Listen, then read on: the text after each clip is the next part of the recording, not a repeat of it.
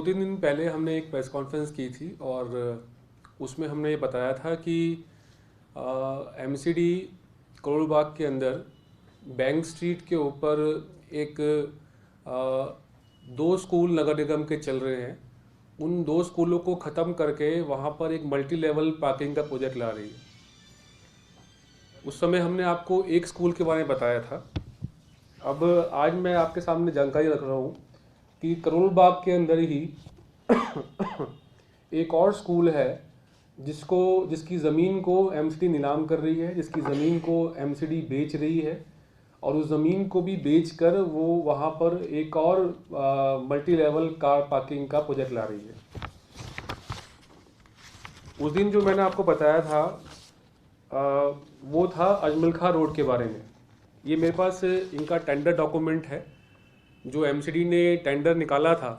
इस टेंडर के अंदर इस डॉक्यूमेंट में ये पता लग रहा है कि इसी टेंडर के अंदर इन्होंने 4 लोकेशंस के लिए टेंडर छोड़ा था पार्किंग बनाने के लिए। सबसे नंबर 1 जो अजमल खां रोड है, जो आपको हमने उस दिन बताया, इसमें 175 करोड़ रुपए का इन्होंने टेंडर छोड़ा है।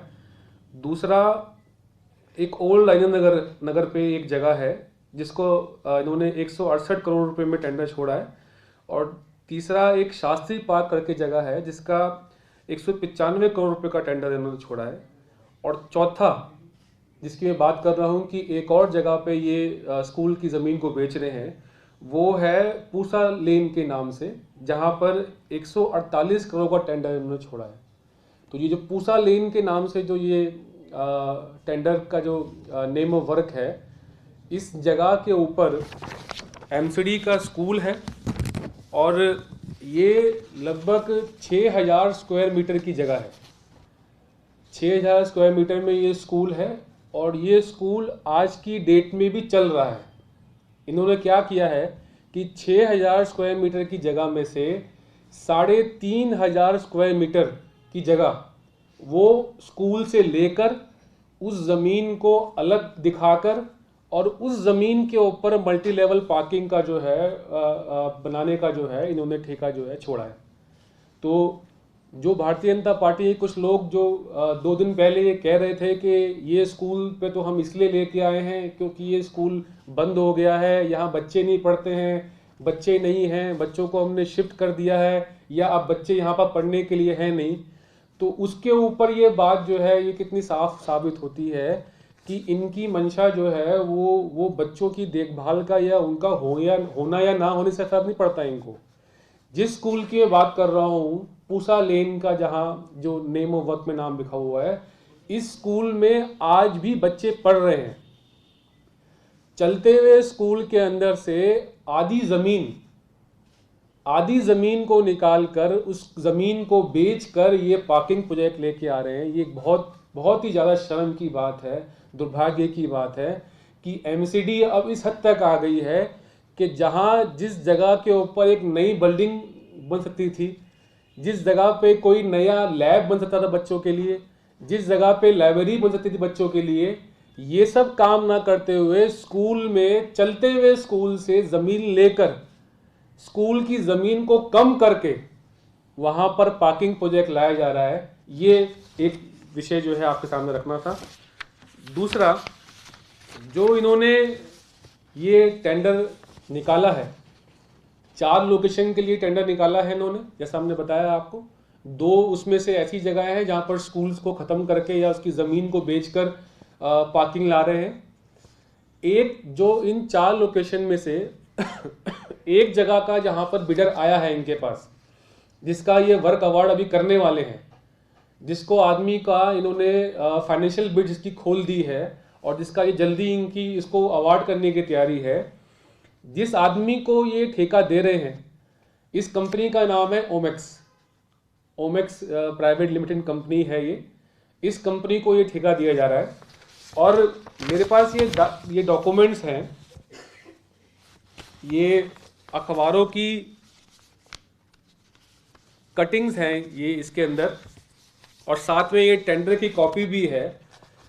इस टेंडर की कॉपी के हिसाब से जो भी आदमी इस बिड को एक्सेप्ट करेगा वो किसी भी तरह से कहीं भी डिफॉल्टर नहीं होना चाहिए। उसने कोई चोरी नहीं की होनी चाहिए, उसके ऊपर कोई केस नहीं होना चाहिए।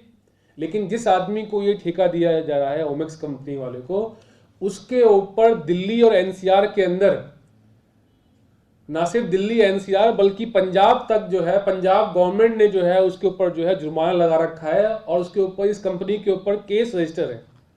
करोड़ों रुपए की इसकी देनदारी है और जिसकी वजह से अलग अलग गवर्नमेंट ने उसके ऊपर केस बना रखा है। और ये सारी हेडलाइंस जो है अखबार की मैं आपको दूंगा, इसके अंदर अलग अलग केसेस के अंदर ये बताया गया है। और इसी के अंदर एक खबर ये भी है कि ये ओमेक्स कंपनी के 2 पार्टनर हैं। एक पार्टनर ने दूसरे पार्टनर के ऊपर भी जो है फौजरी का केस कर रखा है। मतलब एक कंपनी जो पूरी तरह से डिफॉल्ट पे चल रही है, एक कंपनी जिसके 2 पार्टनर हैं और दोनों पार्टनर ने आपस में झगड़ा है और एक ने दूसरे पे केस कर रखा है, उस कंपनी को ये ठेका दिया जा रहा है। ऐसे ही अनन फनन के अंदर ये काम किया जा रहा है, पूरी तरह से साठगांठ से ये काम किया जा रहा है और एक बहुत बड़ा भ्रष्टाचार इस पूरे प्रोजेक्ट के अंदर किया जा रहा है। ऐसा लग रहा है कि इनको बस किसी भी तरह से, इन्होंने, ऐसा लग रहा है कि अंडर टेबल पेमेंट इस कॉन्ट्रैक्टर से पकड़ ली है। जो अधिकारी है, जो भारतीय जनता पार्टी के नेता हैं, उन्होंने इस कॉन्ट्रैक्टर से अंडर टेबल पैसे ले लिए हैं और अब ये किसी भी तरह से इस आदमी को ये काम देना चाहते हैं, ये जानते हुए भी कि वो डिफॉल्टर है, ये जानते हुए भी कि वो एलिजिबल नहीं है कॉन्ट्रैक्ट लेने का, उसके बाद भी इसको कॉन्ट्रैक्ट दिया जा रहा है। इसके अलावा ये जो अजमेखा रोड का की जगह जिस पे इस कॉन्ट्रैक्टर को ये ठेका दिया जा रहा है, ये जगह 4115 स्क्वायर मीटर की है। आप जानते हैं कि इसको, इस डॉक्यूमेंट के हिसाब से ऐसा बताया हमने कि 175 करोड़ के अंदर ये ठेका दिया जा रहा है।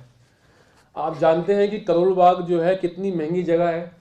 अगर 50 गज की भी आप दुकान लेने जाएंगे तो वो करोड़ों से कम नहीं है।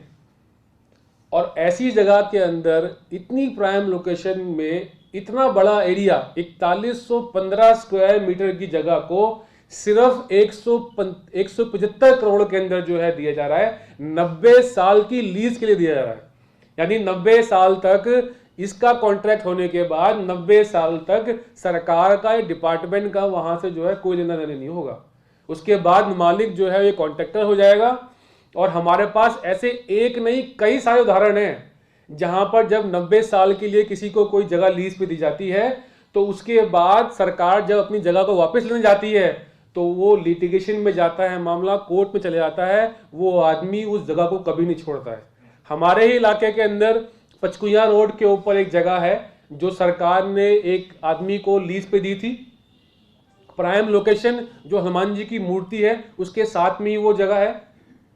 उस जगह को 90 साल की लीज पे दिया गया था और आज सरकार जो है कोर्ट के धक्के खा रही है, लेकिन वो आदमी जो है उसने उसकी सब लीज करके आगे जगह दे दी है और वो जगह सरकार खाली नहीं कर पा रही है।